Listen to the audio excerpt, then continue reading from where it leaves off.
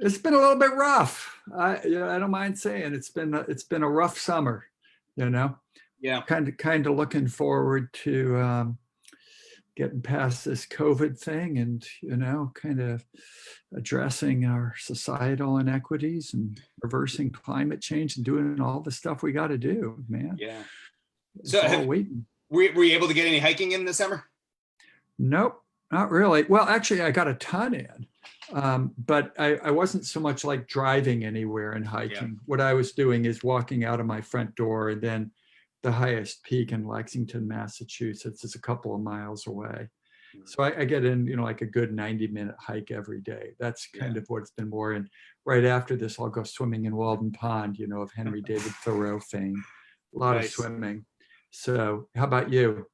Yeah, I mean, a lot of local hiking. I have a state park that's pretty close with some remote trails, and I live on a dirt road that's 4 miles long, so we could hike there. But we did take, at the end of the summer, we were able to rent a cabin in both Shenandoah National Park and down in Mammoth Cave. So we were isolated. We didn't have to interact with anyone else. It was just my family and I, and we hit the Appalachian Trail, hiked a couple of trails in Shenandoah. And then down in the cave, they were limiting it to only 50 people per hour.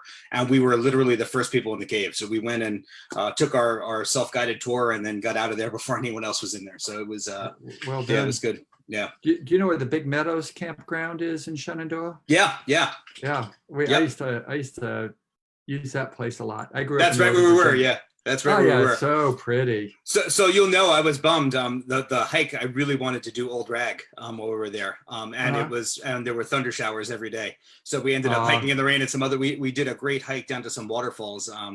You'd probably know where it was off the top of my head. I can't think of it. But we got some great hiking in there. But what's interesting is what I started doing, knowing that we would be in this different educational model this year, is I took my cell phone camera out and I started doing like science hikes where I was teaching my science content while I was hiking, so that I've got this video content that I can now use during the school year as I touch on some different topics. And that became a thing. And then once I came back here to Pennsylvania, I started hiking some different trails just to keep it going. So that became brilliant. Kind of my passion towards the end of the summer. That's great. Well done. Yeah. So let's dive into your chapter, because that's what people really want to hear about rather than our hiking adventures. And I have to say, I don't know if I've told you this. I think I probably did when we were in Morocco back in January. But when I first started thinking about putting this Flip the System book together, you didn't know who I was. You'd never met me before. But I was so enamored with your work that I said, I absolutely need Dennis to write a chapter for me. And that's reflected in you being the first chapter that sets up the rest of the book. And so I'm just so excited to be able to share your work and then build off that with some of the other authors in there. But really what you wrote about is how we could move towards an education system that has integrity. And what I was thinking about today, when I started preparing for this interview and reading over your chapter again, is if we need to shift towards a system with integrity, what do we have now, right? What's the opposite of integrity? And dishonesty, corruption. So share a little bit about what your vision is of where we can move to, because I think in your chapter you do a beautiful job of defining those problems, but also staying incredibly optimistic about where we can go. So thank you for the question, Mike. So, I really appreciate this opportunity to talk with you about where our public school system is right now, where it's been, where it might go. I think I tend to have a more favorable, perhaps old-fashioned view towards the U.S. public school system than many people. So, you kind of hear a lot, well, the school system was designed to oppress people, or the school system was designed to be a factory and to churn out workers and all these things. If we actually go back to the 1830s and Horace Mann, there's a famous African-American educator, Horace Mann Bond, and his parents didn't give him that name because Horace Mann was a famous educator. He was a famous abolitionist. And there's 2 volumes of his abolitionist speeches in Congress that have been out of print for decades. So if we really go back to the 1830s, we see that public education, abolitionism, first wave feminism, that there were a whole variety of social movements that were all happening simultaneously. And there was a recognition that if you were going to have a functioning democracy, that it required a specific kind of person, a specific kind of education. Couldn't be like a monarchy where you have subjects and rulers. It would have to be like a republic where you have citizens. And these citizens would have to be educated. They'd have to know how to make good decisions when they were voting or when they were serving on juries. So I think if we go back to the really, really early days and go back and you look at Horace Mann's writings, you kind of see in Incubus a quite promising vision for the future of American education. Now, as things get underway, indeed it is true. You know, a bureaucracy develops, and it develops unevenly. And kids of color and poor and working class kids are served poorly in many instances by that system. But we never want to give up on the core foundational idea that for a democracy to function well, it needs highly educated citizens who are skilled at developing their own independent positions, are good at the art of negotiation, who have some ethical foundation, who learn to care about each other and see themselves as part of an enterprise that's bigger than themselves. Cherish freedom, also cherish equality. So it's an ambitious project, and I am a person who thinks that this still has a vital role to play. And you can always kind of tell because there's critics of the public education system on the left and on the right. They sometimes converge with people who are so critical of it that they're happy to take it apart. I just want to know what's going to come next, right? Once you've taken that apart, are we going to go back to pre-public school system where if you were poor, you were kind of left on your own? You know, and nobody, you know, particularly felt responsible for you. That's not a good model for our times or for our society. So I think that integrity for me really requires looking at where our world is right now, looking at where the inequities are, looking at where the danger signs are, and having delightful philosophical conversations about what we really care about. You know, one of the worst things about data-driven decision-making in education is it said that data was more important than your moral, than your moral compass. Mm-hmm. And I mean, I don't know, you know, you can kind of use data in any number of different ways, but spending the time enjoying having spirited conversations with others about what do we really care about the most and why, that requires a philosophical frame of mind, which is also part of the American cultural legacy. But it's not served well when you establish a system where there's too much testing. People say things like, we don't really need professional learning communities. Let's just call them data teams. Okay, that's especially dangerous when you're testing heavily on a few disciplines and neglecting all the others. So, you know, there's a wonderful statement from John Adams, second president, and really the guy who, you know, he drew up the Constitution for Massachusetts, became the model for all the other states. And there's a statement in Dave McCullough's biography of John Adams. He quotes Adams, where Adams says, well, you know, we're going to really need good schools in the United States. And one of the attributes you should develop is a really good sense of humor. I love that kind of thing. So, you know, what kind of people do we want to have in our society? We want to have people with a good sense of humor, people who know how to listen to each other, people who are curious, people who are lifelong learners, people who care about being good stewards for the natural environment, people who love the arts, you know how to play a musical instrument or take up a paintbrush to express what's going on inside of them. We want a whole range of different kinds of people. I think what's pretty amazing about our system, it is actually done pretty well given the quality of funding that has been allocated to it, given the workloads that we've imposed on our educators, entirely unreasonable, which is why we lose 50% of our educators in their first 5 years, and in urban environments, it's in the first 3. So there's a really good, solid system to build upon there. And I try to be very careful at the end And I think the penultimate paragraph of that chapter, I say, please notice what flipping the system doesn't mean. It doesn't mean saying, oh, you know, what kind of Cuomo said in New York recently, why do we even need buildings? Let's just do everything online, right? It doesn't mean saying, we're just going to go do reading, writing, math, and kids' physical health. Doesn't matter at all. You know, the thrill that they find in exploring the natural world.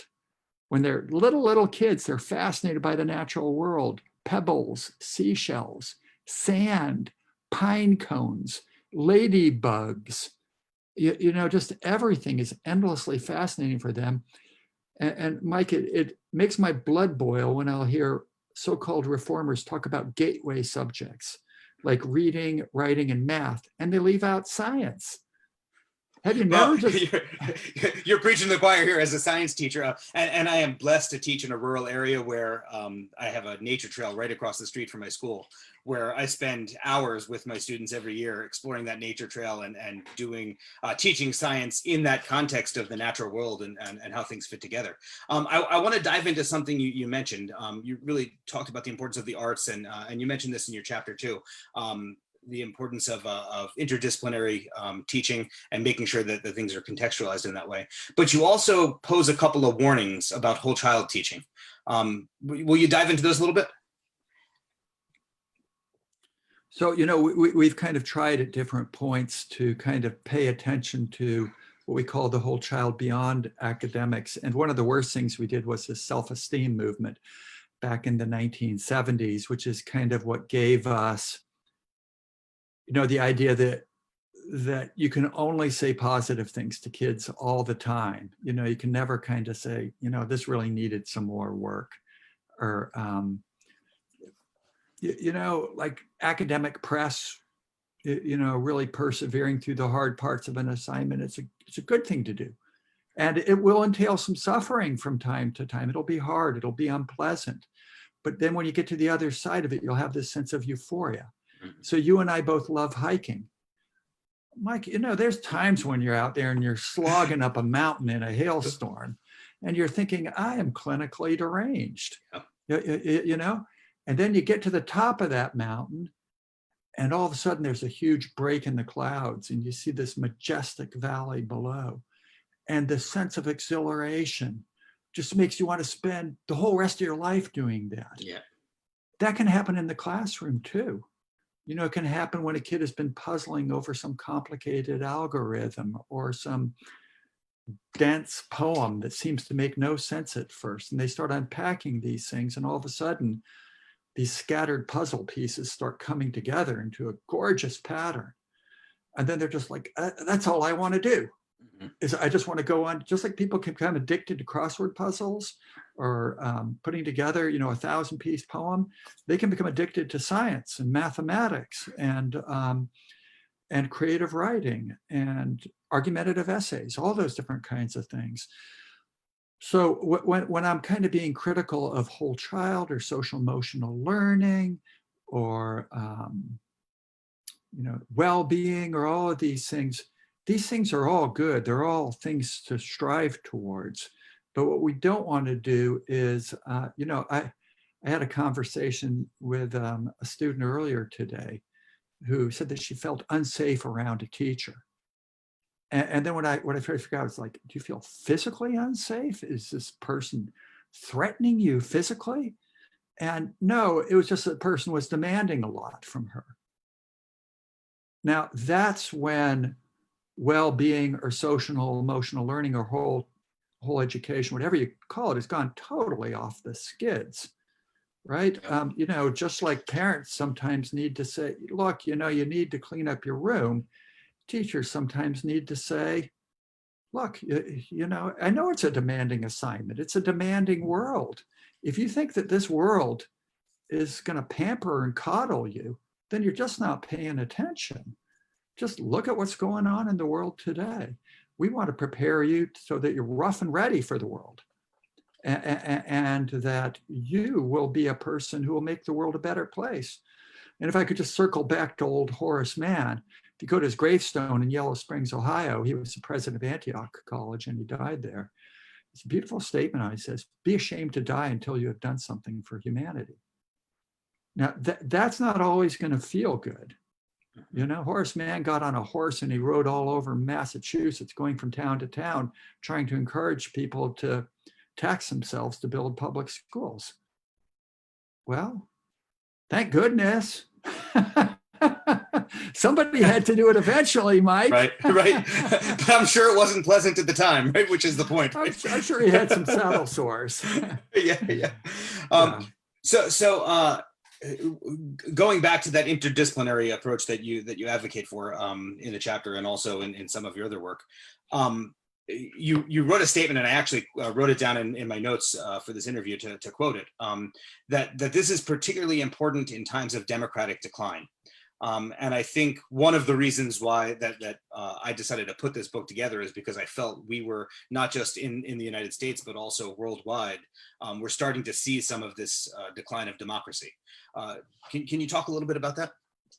Yeah, so just to be specific, the term democratic decline isn't my own, but this has to do with international surveys among kind of traditional parliamentary democracies, where citizens are feeling less and less confidence in the ability of democracy to meet their needs. And consequently, people don't vote. They don't participate in different civic activities in their communities. They withdraw from the public sphere. So, if kind of what we need to live in free and liberal societies rather than totalitarian ones, so always a danger, is we need citizens who are alert to what's going on in the world, find the world to be an interesting place, worthy of their caretaking, and they want it to be in good shape for their kids and the rising generation. Then we need to create schools that are especially oriented to promote those kinds of values. And, you know, if we kind of look at the history of education, whether you're looking at, you know, Confucianism in Asia, or you're looking at indigenous cultures around the world, or you're looking at public schools in the US, or what they call government schools in Western Europe, or religious faith-based schools in Islam, or, you know, anywhere, people have to get comfortable with the idea that we need values. And that we don't live ever in a value-free realm. You know, values are embedded in every word that we use, in language and syntax. And so I think that would really be flipping a system. I'm not quite sure how to do this, but, you know, you notice in other cultures where, like, you know, to go to university in Western Europe, Latin America, you have to take a philosophy course. So you have to learn how to reason, defend your perspective, listen to different points of view. We've never done that in the US. We've been very practical, and that's had some good parts. But it's also meant that, I was just reading some of my students' papers today, and they'll say things like, well, whether a teacher is good or bad is a subjective matter. And, you know, then I write back and I say, really, is bad teaching entirely subjective? Like, couldn't we say that the teachers who humiliate their students, who use corporal punishment, who don't know their subject matter, are doing a bad job of their teaching? Couldn't we agree upon this? Is that really entirely subjective? Find me somebody who says that humiliating students is good teaching. Mm-hmm. Nobody does, really. Right. So there are some universally, you know, agreed upon standards that we can talk about. So I think that flipping a system for me in a really important way, and this then gets to kind of to that fifth imperative, all of education isn't instrumental. There is an existential imperative of educational change, which is we want to give our lives meaning. We want them to have purpose. That's a beautiful thing. I think it was Tolstoy who said that a human being is that creature who asks why. That's a beautiful thing. There's some things that are unique to the human condition. So those are all things that I think about when I kind of think about democratic decline and preparing citizens. I mean it in a really expansive sense, Mike. I don't mean it just in terms of the transactional sense, like how can I vote for this person so this person will represent my interests? That's a very debased definition of democracy. Yeah, you may have caught me smirking in the middle of that answer, and that's because I know you teach at Boston College, and I'm educated at the University of Scranton, two Jesuit schools who are very founded in that holistic education and philosophy mindset. And I could hear that in your answer, and very much I've said many times that I credit my time at Scranton for shaping a lot of my belief system and how I teach. And how I bring that into my classroom and how my educational philosophy over the years. And now, just as an aside, outside of the Flip the System, my daughter's first choice, she's a senior in high school right now. She's looking at colleges, and she desperately, like, Boston College is top of her list. And, if I would be thrilled if she would follow in those footsteps and pursue that kind of education that broadens her mind and makes her think in that way. But let me dive into the topic of professionalism. When you talk about the moving from a prescription to professionalism in the change that we need to make, and you make the case that in order to uplift learning for all students, teachers, the teaching profession has to be strengthened, and that teachers need more of a sense of autonomy. And what you were talking about before, that teacher that is using corporal punishment or doing those things that would be pretty much universally seen as wrong. One of the other chapters in the book makes the case that this is why we need collective professionalism or collective autonomy rather than just individual autonomy. If we give individual autonomy to all teachers, they can do those terrible things and they say, well, I have the autonomy to do it. But if teachers step into new professional roles and own that professionalism, and the profession is creating the standards for teaching, there's a level of autonomy in the teaching profession, but also it protects against some of those things. So you want to dive into that just a little? Yeah, that's a really good question. So as you know, I write a lot with Andy Hargraves, and I did a chapter that was kind of a spin-off from the book about different forms of professional capital. So I wrote about systemic social professional capital, like in Singapore, where everything's reinforcing the entire system. So, good teaching, high qualities of learning, administrative support, these all become part of a coherent system that works very well together. I also write about social movement professional capital, like there's a movement of remote rural schools in Mexico that use kind of problem-based learning, tutoria they call it, so kind of dyadic learning to promote students' sense of independence and confidence. And then I also write about activist professional capital with a network of schools in Arizona that I've worked with. So we always should probably go through, this is just an introductory chapter, right? And kind of like break out these different kinds of learning. So we do need to have that collective autonomy that Andy has written about so eloquently. And then we have to figure out, how do we balance that collective autonomy with the kind of, if I could put it this way, the craft of the independent artisan, who would be a person like you who's kind of getting the kids out and looking at the trail, and that is you doing that. That's not right. That's not the profession deciding that. That's you having the initiative. Now you can do that, and you can still peg your instruction to standards, right? But you have the freedom to kind of get the kids outside. And, Mike, I was thinking recently, there was one day in high school when we went outside for my biology class. That's really criminal. There were some woods right next to the school.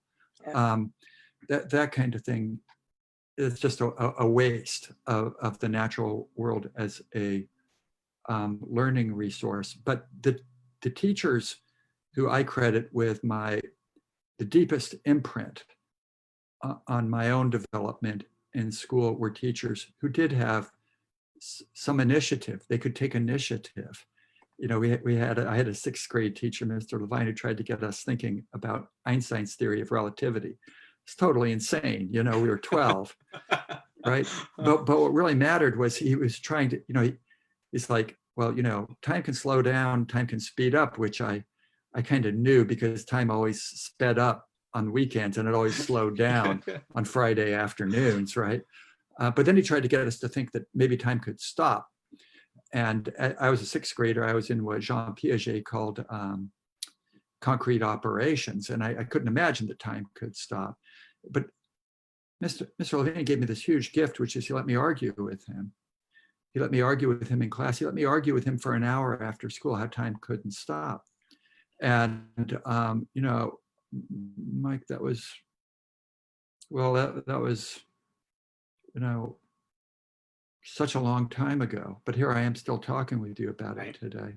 Then I also had a teacher in high school let me do an independent study on Herman Melville's Moby Dick, which was a huge game changer for me.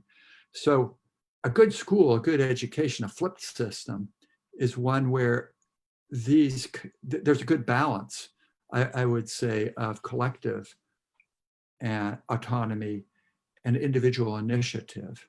I do want to say that the way I try to set this up is it's fair to have a reasonable amount of prescription, right? So, you know, what I kind of write about is we shouldn't allow kids to graduate from high school not knowing about the Atlantic slave trade or the Holocaust or about climate change. You know, there are some things that everybody should learn as curricular subjects. We need professionals who kind of know, how can I take that subject and craft it for this particular group of kids? Because one of the greatest disappointments that every beginning high school teacher has, and I've had that, and you've had that, is when you develop the same lesson plan and it soars with your first period class and it just dies on the vine in third period. Yeah. So if you have too much prescription, then the teacher doesn't have the freedom to adjust it, you know, kind of knowing that third period class kids are different, right? And it, of course, the other thing can happen. So that's where we need professionals. That's where we need really smart people who are curious about their kids.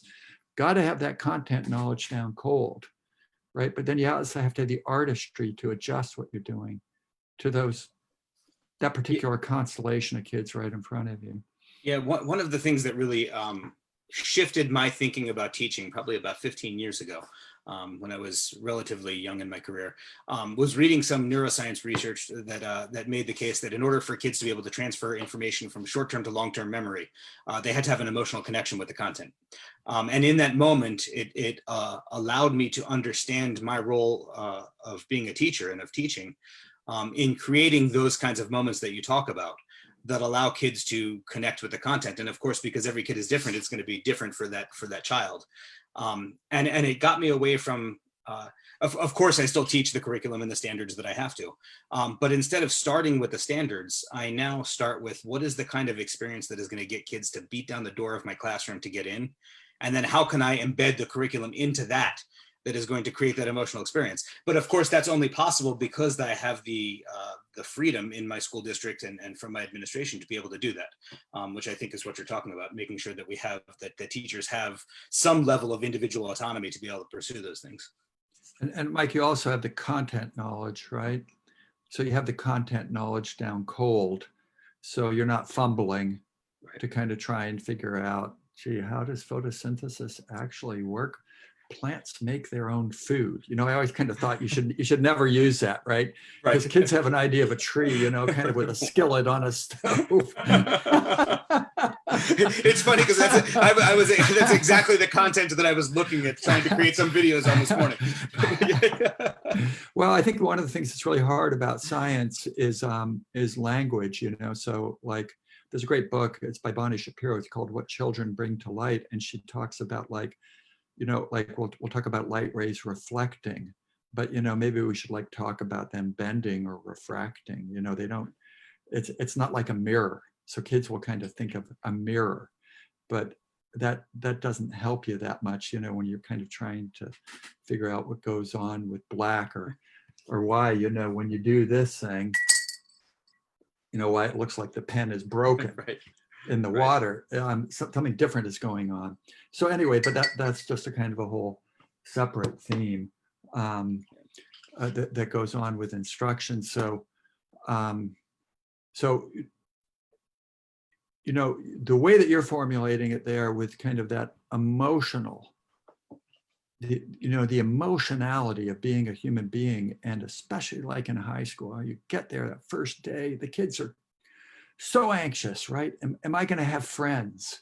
You know, am I going to be a freak in this building? I'm kind of shy. You know, I don't look good. You know, I don't have the right mojo. So many of the kids are struggling with that, and that's where social media has not helped at all. Yeah, you know, like, God, wouldn't it be a great world if we could just like help every one of our young people to know that they're just beautiful just the way they are. They're just beautiful, you know. Yeah. And there's no, I mean, especially with girls, what we put on them in terms of ideal body types and all that, it's just, it's not right. So we got to do a better job with all that stuff. But, you know, we can, we will. Yeah. So we're almost out of time, Dennis, and I could talk to you all day. I always love our conversations, but I want to dive into one last thing that you wrote about moving from the insular to the global. You know, and the importance of having an education that gives students a broad enough mindset that they understand the world around them. And you dive into specifically climate change, among other things in that chapter. I would imagine that this is, you know, I wrote in Teaching in the Fourth Industrial Revolution, the previous book that I put out with a couple other authors, about how technology is shaping the world in different ways and changing the way that we live and work and play. But also it's bringing us closer together, but also driving wedges in society. And I would imagine that this more global perspective is even more important in the world that's being shaped by technology. Would you agree with that? Well, so right before this interview, I teach an asynchronous online course called Global Perspectives, Teaching Curriculum and Learning Environments. And about half of my undergraduate students in Boston College are in China and couldn't, you know, in this course, couldn't get out, right? Couldn't come to campus. And I anticipated this and put in a fair number of readings from the East Asian environment. And it's just like the coolest thing in the world, really. When you have students in Wuhan, right, and Beijing and Mongolia and Tokyo, and they're reading, you know, the first class is on traditional forms of teaching. So I have this first unit, what makes good teaching, and the first week is what makes good traditional teaching. There is such a thing, right? You know, there's good traditional teaching, there's good innovative teaching, there's bad innovative teaching, right? Mm-hmm. So I'm going to put a bunch of readings out there, and one is about pedagogy of silence. So, you know, a lot of US teachers are often frustrated. Here comes this kid in from East Asia, and they're a little bit uncomfortable talking in class. And that's because from their cultural context, a sign of respect to the teacher is listening. And the kids actually do quite well on a lot of our international standardized tests. And that's because they pay a lot of attention to what the teacher is saying. And there's minimal interruptions. And so, you know, we're just getting all these like really interesting conversations now, because in the US, we're all about activating the learner, like getting them going, right? But we're all, as a scientist, you know, that getting really good at observing minute details is what it's all about. You know, like nuance. So like, my wife, it's a funny story. We bought a finch, you know, a bird feeder for finches, and they're always yellow because, you know, the finches are yellow, so they have to get attracted to other finches. So, you know, we bought this in like March and we put it up, and we weren't getting any yellow birds coming around. And we're like, it's really a ripoff, you know, what a bad deal. And of course, the finches change color, right? They're brown in the winter, they turn to bright yellow. Right.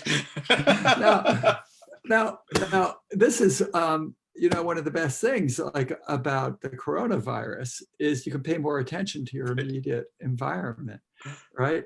So I guess I'm, you know, wandering a little bit off task here, but the thing is, like, can we find a way in our education that you could somehow bridge the observation of minute details in the natural world right outside of your window with the education of young people, wonderful young people on the other side of the world? And our relationships between China and the US are not good right now.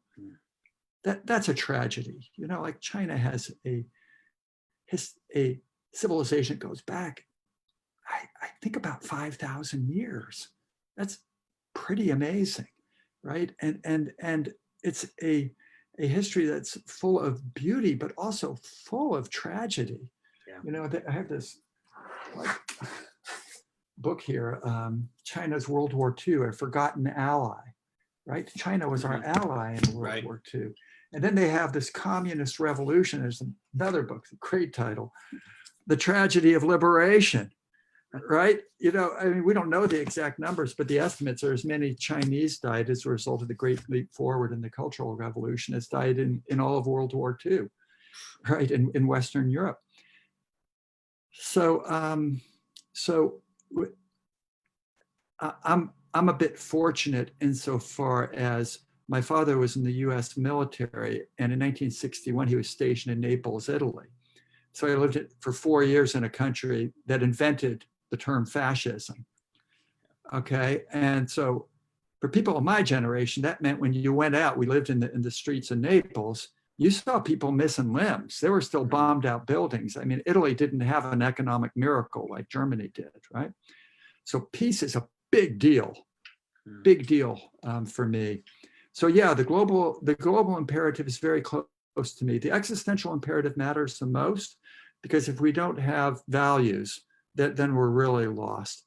But the global imperative is close behind, because we're cooking our planet right now.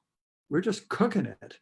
And just like, you know, today we can look back and say, what are you guys crazy? You know, you have slavery, genocide of Native Americans. What are you guys doing? I think future generations are going to look back at us and say, man, you guys totally punted. Yep. You totally let us down. And so the global imperative does matter. Now, Mike, I know you need to wrap it up. I'd like to thank you for the opportunity. It's always a pleasure to talk with you. The pleasure is all mine, trust me. Thank you for the honor of the invitation to write the kickoff chapter in the book. And I just am so thrilled that, you know, you and your colleagues who are working in the system books, you're classroom teachers. You're pulling off something miraculous, which is, you know, you're providing inspiring teaching and getting those professors in universities you're giving us platforms, you know, to speak to busy professionals, and we appreciate that enormously. Well, thank you. Those words mean a ton to me. Thank you so much for taking the time today and for the chapter. I can't wait until it's out for people to read it. Not just your chapter, but all of the 22 chapters in the book, I think, are just incredible. And it's been my pleasure to be able to edit them and read them first. But also, I'm hoping that my daughter gets to come and visit Boston College soon, so that we can catch up in person. I would love to be able to see you. I treasure every time we get to speak. It's just an absolute pleasure. So thank you so much. Just let me know here, and if I can physically meet with you guys, well, you know, you come to our house, sit down. Doesn't matter what time of the year it is. You know, like we're hardy. I'm a hardy New Englander. You're a hardy Pennsylvania man. Northeastern Pennsylvania. Yeah. Yeah. We'll figure out a way to connect. All right. Sounds good, Dennis. Have a great day. Take care, Mike. Thanks. Bye-bye. Bye-bye.